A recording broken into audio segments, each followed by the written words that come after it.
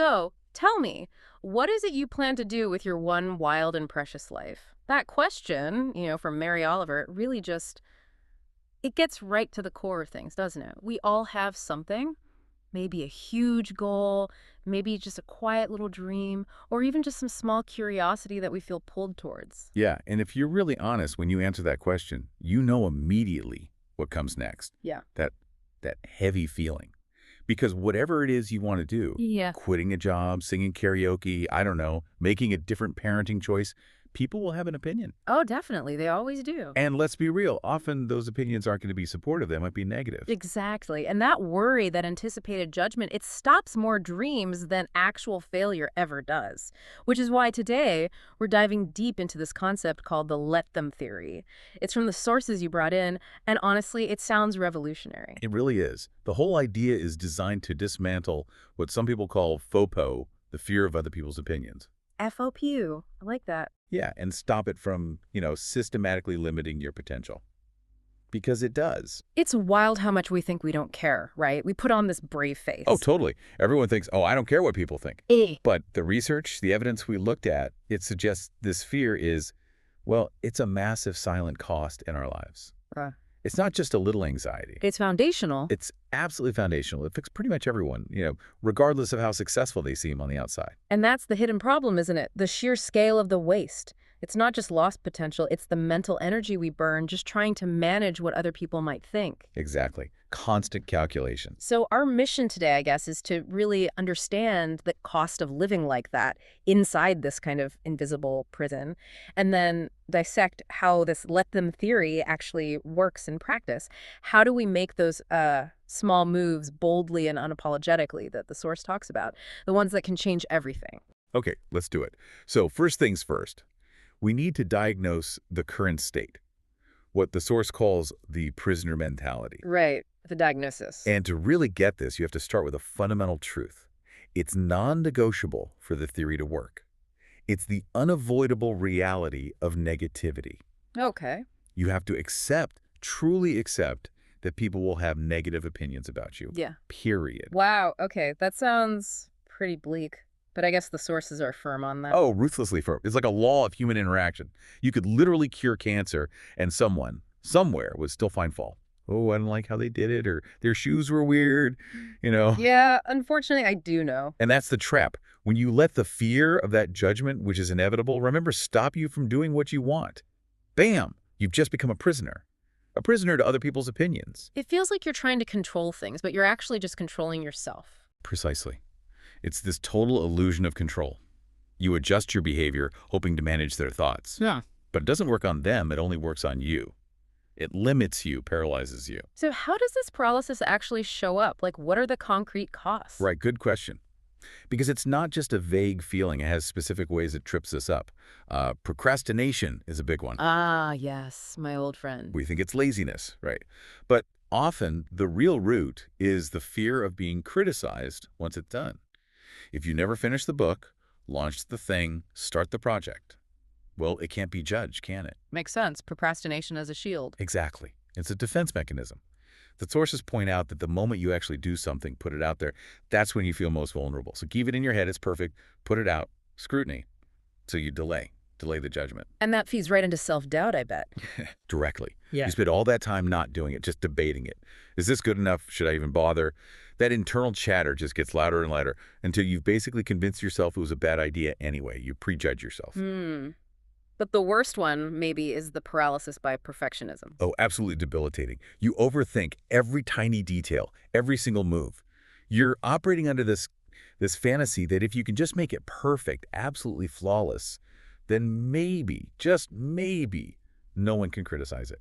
And the energy drain there, thinking about how much time people spend tweaking an email, picking the perfect filter, rehearsing a presentation. Endless cycles. Yeah. Trying to make something objective out of subjective opinions, it's literally impossible. Yeah, you can't win that game. Never. Yeah. And chasing perfection. It's a trap, purely born from anxiety about judgment. It either stops you from starting at all because the bar keeps getting higher, or you just burn out polishing something that was perfectly fine ages ago.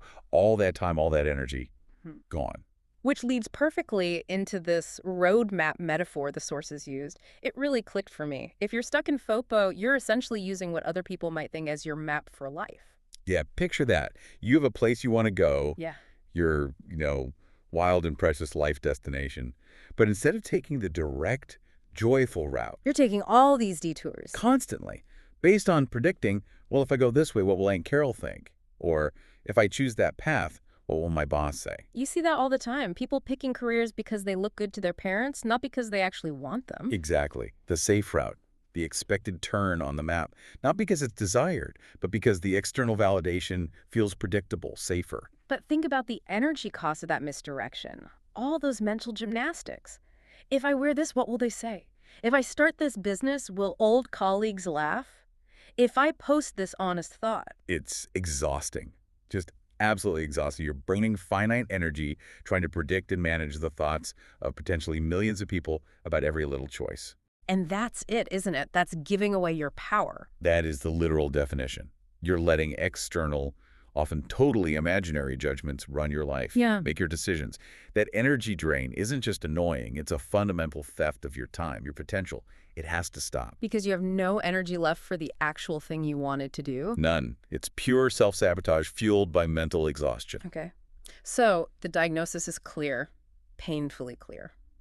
Which finally brings us to the solution, this radical shift, the let them theory. Yes, this is where it flips. Instead of fighting the negativity, trying to build some impenetrable fortress against judgment, you just give permission. Give permission. You consciously, proactively give people the freedom to think whatever the heck they want to think about you. Okay, that sounds passive, but you're saying it's actually about control. It's the ultimate control move. It feels like surrender, but you're surrendering the fight you were never going to win anyway. Yeah. The sources actually suggest using these little mantras when the anxiety hits. Like literally say in your head, let them judge. Let them disapprove. Let them think bad thoughts about this. Let them talk about me behind my back. Yes, it's this act of just releasing. And paradoxically, that release gives you back control over your own actions instantly. Why does that work, though, psychologically? Because it finally honors what the source calls the fundamental law of human nature, the key to liberation. You cannot control what another adult says, does, or thinks. Trying is impossible. It's a fool's errand. And trying just leads to regret later on. Crippling regret. You will regret the things you didn't do because you were too busy trying to manage thoughts you couldn't control anyway. So the genius is in the release. Instead of building the fortress, you just open the gates. Exactly. Open the gates, let the judgment flow in. Not to absorb it or believe it, but just to acknowledge it's there and strip it of its power to stop you. And the benefit is? Immediate and cumulative. The more you consciously practice, let them, the better your life gets. It's almost automatic. All that energy you are burning trying to manage their minds, it flows right back to you, to your goals, your health, your happiness. That redirection of energy, that sounds truly life-changing. Okay, so to make this practical, not just theory, the sources offered some reflective questions, right? Tools to find where FOPO is actually holding you back right now. Yes, let's go through them, because they really pinpoint where the self-censoring is happening. First one, what hobbies, habits, or sources of happiness are you holding back time and energy from? I can feel this one.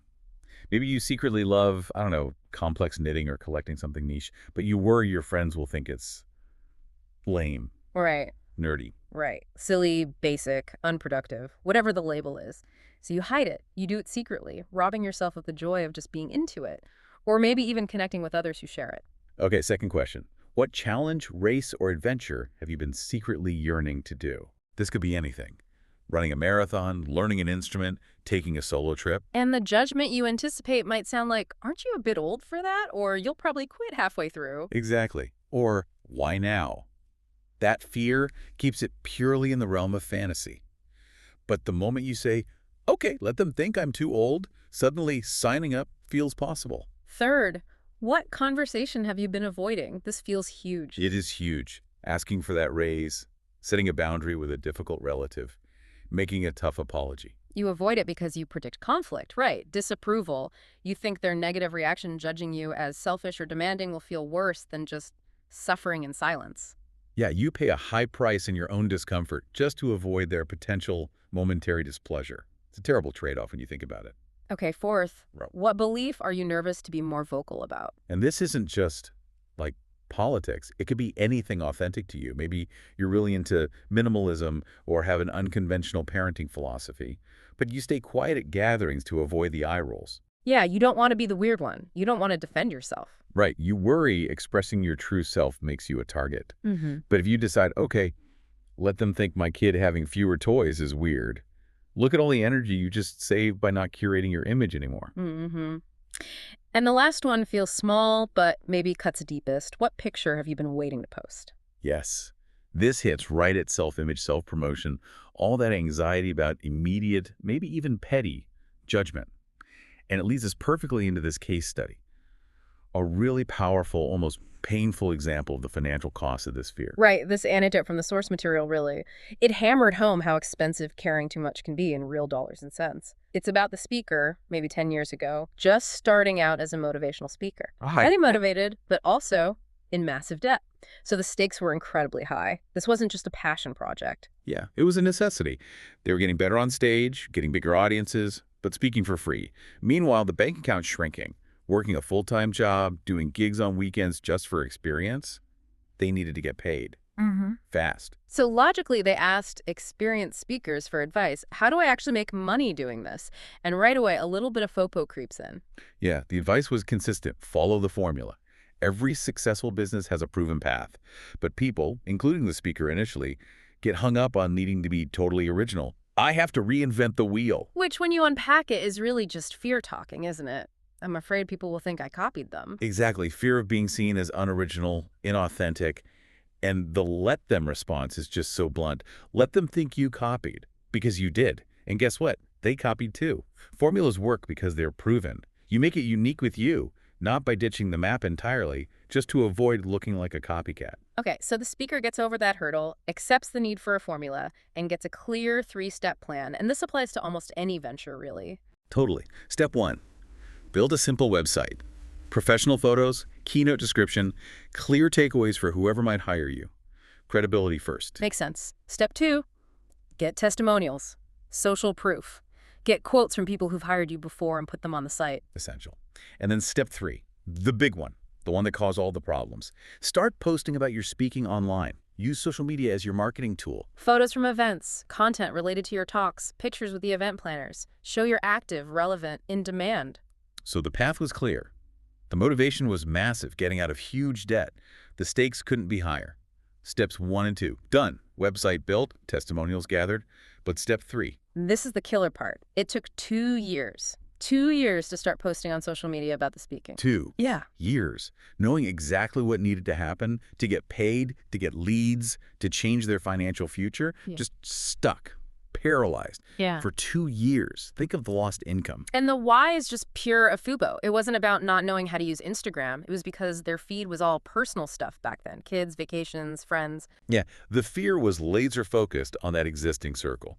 Friends, family, old classmates. What would they think if suddenly the barbecue pics stopped and conference pics started? The source detailed those specific internalized judgments, that Yeah. voice in your head. Who does she think she is promoting herself like this? Does she think she's too good for us now? Who's even hiring her? She's This just... regular person. What a Yeah. phony. Mm-hmm. And the absolute worst one. Will my friends think I'm full of myself? That fear of being seen as narcissistic, arrogant, it just shut down the whole marketing engine for 2 years. It's incredible. More willing to stay in debt than risk that label from their friends. And that fear created this really destructive cycle. Trying again and again to craft the perfect post, the one that was humble but professional, witty but not braggy, the magical post that would guarantee no one had a single negative thought. The amount of energy that must have taken, pure burnout just in the planning. Totally. And the proof was right there. Hundreds of draft posts, just sitting in the drafts folder for years.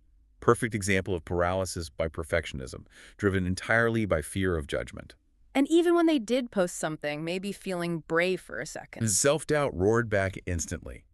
The source describes posting, then obsessively checking for likes for like 5 minutes.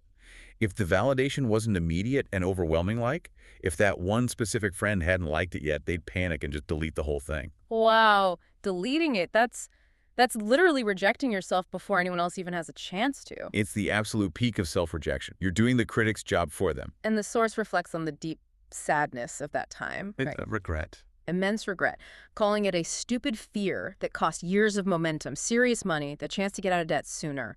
It just perfectly shows the real tangible expensive cost of giving your power away to what other people might think. It's a huge tax on your potential. 2 years is a massive tax. And the key thing here, listening to that story, is realizing this isn't some unique problem just for speakers or entrepreneurs. That struggle is, well, it's universal, isn't it? Absolutely. That kind of self-censoring happens everywhere. Promoting your art, posting your music, starting a YouTube channel, even just posting a bathing suit picture from vacation when you worry what colleagues might think. Yeah, the fear just looks a bit different depending on the context. Online, it's often about looking bad, right? Mm-hmm. That's the photo editing obsession, the good side insistence, the filters that barely look like you anymore, hiding acne. You're trying to create this perfect visual shield against criticism, which is impossible because beauty is subjective anyway. Totally. Someone will always think it's too filtered or too posed or too whatever. You can't win. And then at work or in class, the fear shifts to sounding bad. Right. Smart people staying silent in meetings even when they have the answer. Students never raising their hands. Because they're terrified of saying the wrong thing, stumbling over words, sounding dumb in front of people they see as judges. Exactly. In both cases, online, offline, you're afraid of what happens if people see the real you. The imperfect you, the learning you, the trying something new you, the vulnerable you. Which leads to the ultimate, really damaging consequence: self-rejection. That's the core of it. Every time you edit yourself down, delete the post, overthink the comment, or constantly need validation, does this sound okay? Is this good enough? Yeah. You are actively rejecting yourself. You're telling yourself before anyone else does, nope, not good enough as is. You're censoring your own voice, your own expression. You basically confirm your own deepest fears about yourself. It just magnifies the self-doubt. You're doing the heavy lifting for the critics, just like in the anecdote. And this really highlights why the usual advice just falls flat. You know, when you talk to someone about this, they almost always say, Just stop caring, right, just stop caring what people think. which is the most useless advice ever, because nobody tells you how. How do you just stop caring, especially about people you actually like or respect? Yeah. It sets you up for failure. You do care about your friends, your family, your reputation. But the let them theory, that's the revolutionary how. It's not about becoming a sociopath who doesn't care about anyone. Not at all. It's about removing the control that external judgment has over your actions. Okay, so it's not stop caring about people, it's stop letting their potential negative thoughts dictate what you do. Exactly. Adopt that radical mindset. Give people the freedom to think negative things about you. Let. Them. There's something really freeing in just saying that. Let them. It unlocks your confidence, not by making you immune to criticism, but by making you accepting that it's part of the deal. It frees your expression because the price, potential judgment, you've already decided you're willing to pay it. You've let them. It feels like practical self-love almost, giving yourself permission by giving them permission. It really is. Yeah. And importantly, for a deep dive like this, the source makes a strong claim. This isn't just fuzzy self-help talk. It works. And, quote, it's science. Science. How so? Because it demonstrably reduces the cognitive load. All that mental energy spent on social management, preemptive worrying, it just drops. That's measurable in terms of reduced anxiety, increased focus, actual behavioral changes. Okay, so wrapping this up, we started asking about your one wild and precious life. We've seen how FOPO can literally steal years, steal money, steal success. And since the theory claims a scientific basis, quantifiable outcomes, measurable changes in anxiety, we want to leave you with a way to test that. Think about the real, tangible cost of the energy you burn right now managing what others think. So here's a challenge, maybe just for the next 24 hours. Try this out. Every time you hesitate, every time you feel that flicker of what will they think, consciously tell yourself, I give everyone permission to judge me today. Let them. And then, just notice. Notice your anxiety level before and after you take a small action anyway. Send that email, speak up, post the thing. Yeah. What actually changes in your energy, your anxiety, your ability to just do? What quantifiable difference does that simple permission make? Because the moment you stop trying to manage their thoughts, you start owning your life again. You reclaim the time and potential that FOPO's been taxing you for all along. And that right there is the real return on investment that this theory promises.